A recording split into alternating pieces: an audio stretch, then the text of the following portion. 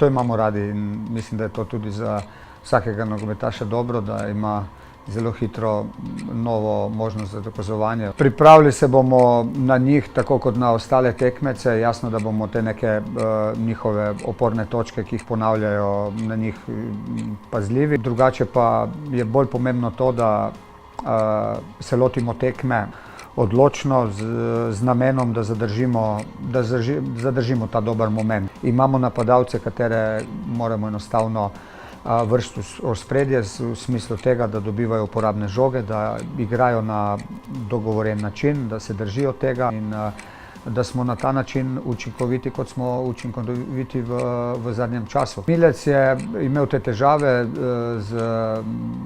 z trebuhom, mislim in upam, da so mimo, tako da je včeraj bil že boljši.